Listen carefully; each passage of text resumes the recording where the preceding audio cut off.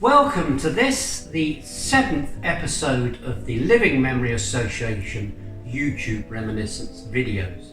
And we're going to be doing tools once again, but we're going to be doing a little bit more about woodworking and DIY as well. So I'm going to open this up and we'll go through some tools. But before we actually pull some tools out of this magnificent box, let's just talk a little bit about this. Obviously it was hand bespoke made for this, and as you will see it's Fuller, Pitt Street, Leith, so a very local box to us here at the Wee Museum of Memory. So I'm just going to literally pull out what I can see here of tools.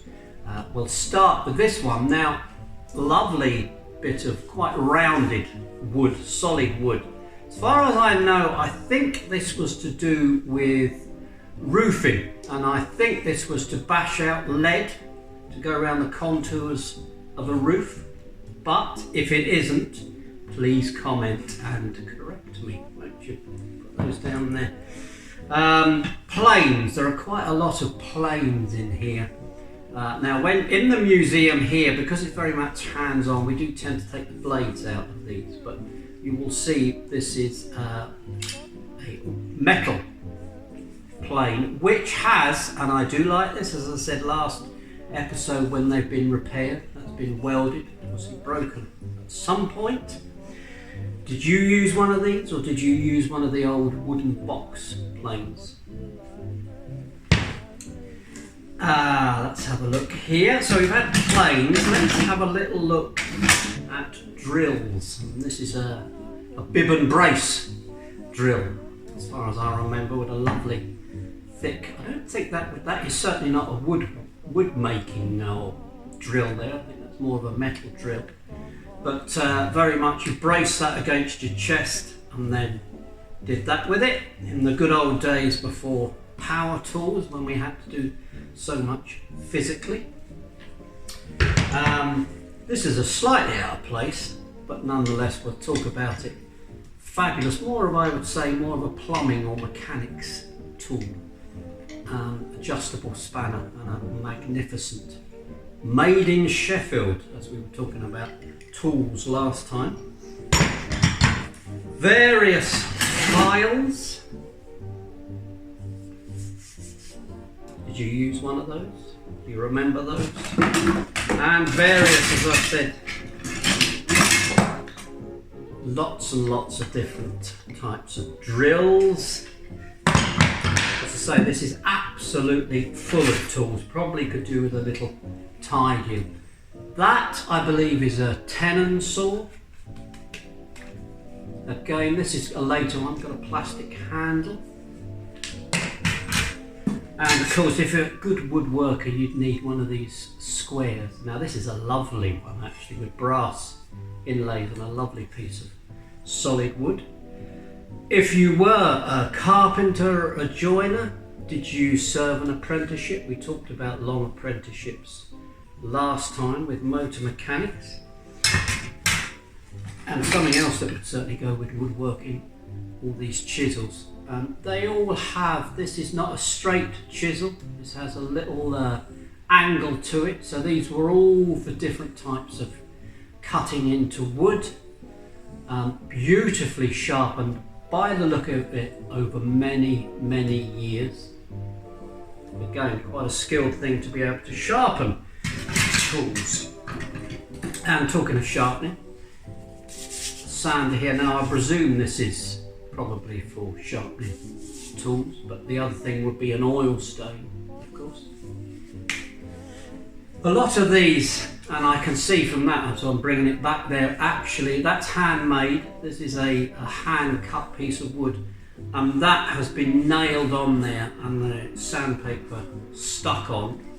And we do like a little bit of handmade tools here. Not woodworking, but nonetheless it's in this huge work chest. This is a soldering iron, and quite a magnificent large soldering iron. Again, with a, could adjust the angle of this. And again, what I like so much, is very well used, a very worn handle. That's the rest of stuff that's in here is variations on that theme, really. But, and this is the case with any good toolbox, you never throw anything away.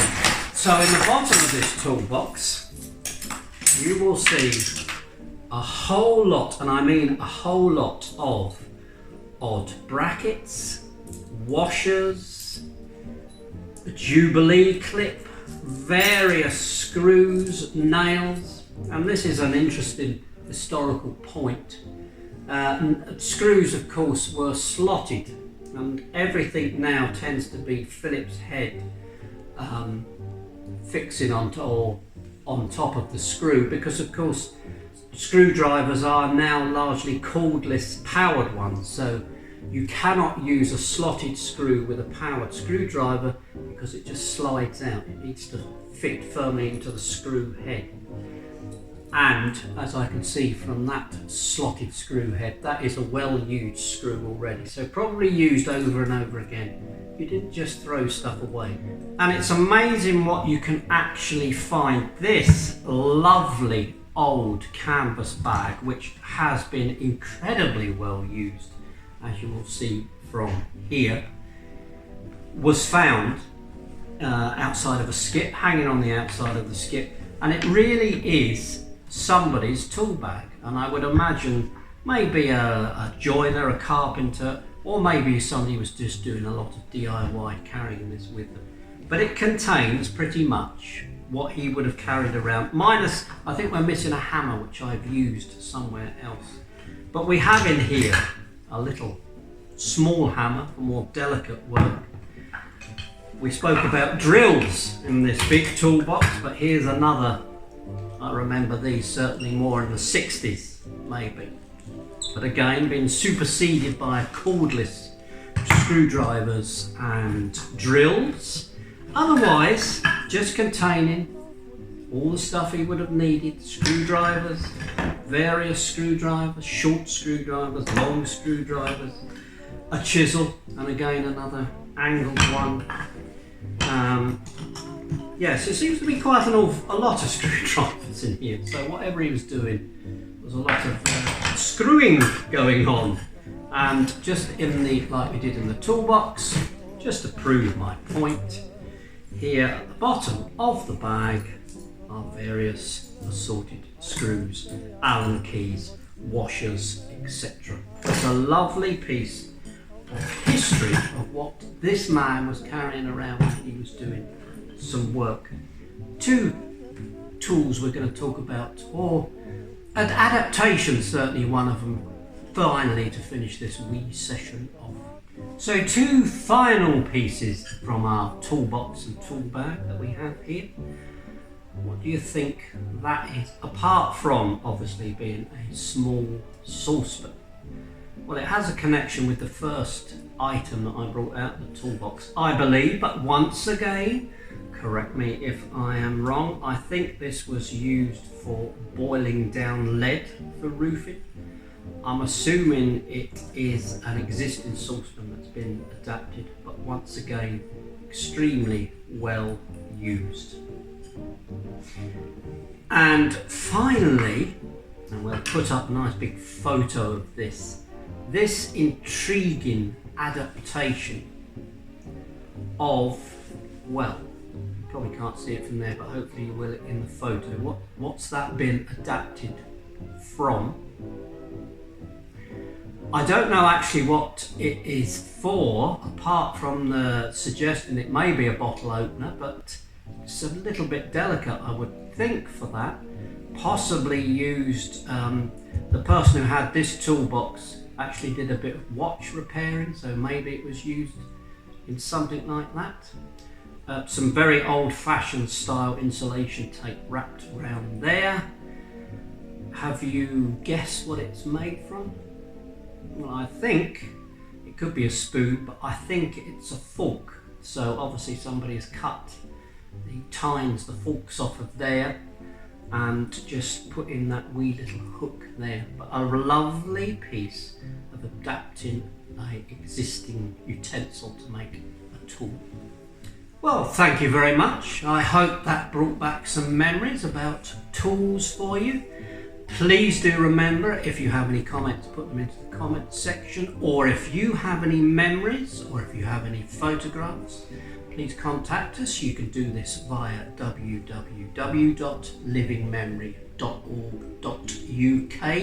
We'd love to hear from you, and we'd love to hear some of your memories. We'll see you next time.